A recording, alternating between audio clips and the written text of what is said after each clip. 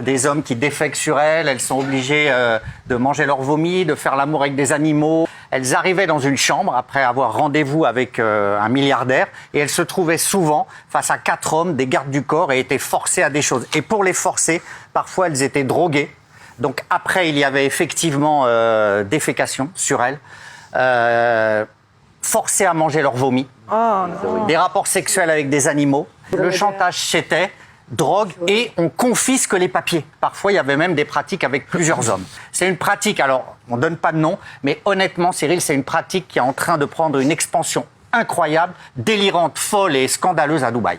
C'est vrai que nous, en tant que candidate de télé, on reçoit souvent des propositions qui sont avec des sommes assez astronomiques. Ça, c'est vrai, ça nous arrive souvent.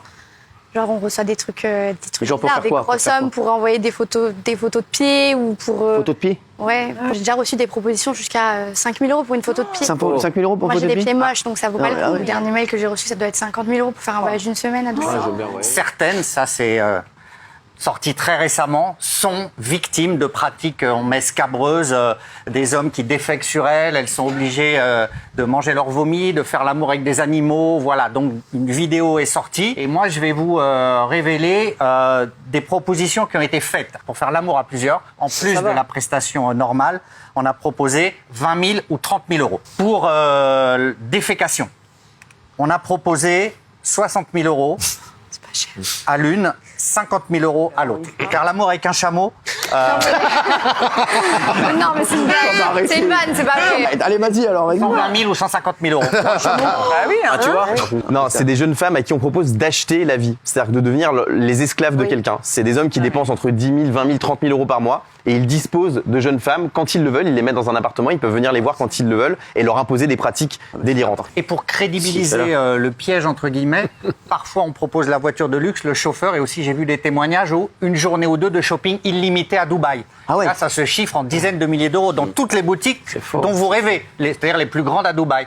Gilles, le mode opératoire, c'est quoi? On invite ces jeunes filles. Oui. Donc après, quoi, on leur prend leur papier? Alors, c'est beaucoup ça. C'est-à-dire que... C'est ça qui est grave, c'est ça qui est grave. C'est-à-dire que ce sont des vrais réseaux. Soit ce sont des jeunes femmes qui sont... Pourquoi on leur prend leur papier? On leur dit, donnez-nous... C'est une fois qu'elles sont dans la chambre d'hôtel, elles se retrouvent, elles viennent pour une soirée avec un milliardaire. Une fois qu'elles sont à Dubaï, soit recrutées de l'étranger pour venir à Dubaï, soit aussi sur place. On m'a décrit des jeunes femmes marchant dans la rue qui sont accostées par des gens. Donc, elles sont recrutées pour une soirée avec un milliardaire, mises en confiance par une journée shopping.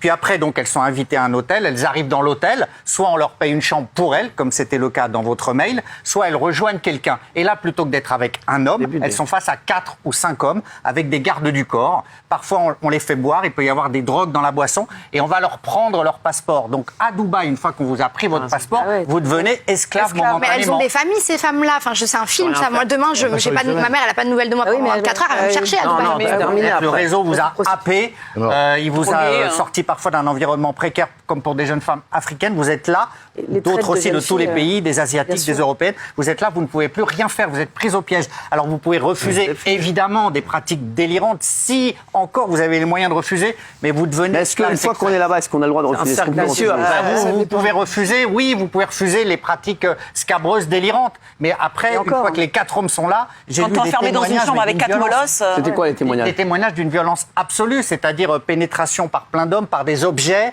violence. J'ai même lu un témoignage d'une jeune femme qui dit « J'ai été brutalisée, on m'a battue, et pour que je me taise, on m'a donné une mallette en plus. » Vous vous rendez compte? Battue, on lui donne une mallette de billets, la mallette était en dollars. On vous donne une... bien entendu, pas du tout. Mais c'est une manière de dire, ces gens-là se sentent tellement en impunité, voilà, on t'a battu, prends cette mallette et tais-toi, ce qui est fou. Et puis là-bas, quel recours vous avez? Honnêtement, quel recours vous avez?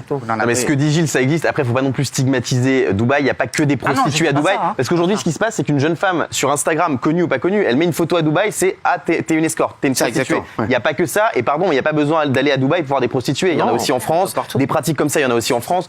Donc je pense qu'il faut faire attention, pas associer ça à Dubaï, ni au milieu de la télé-réalité.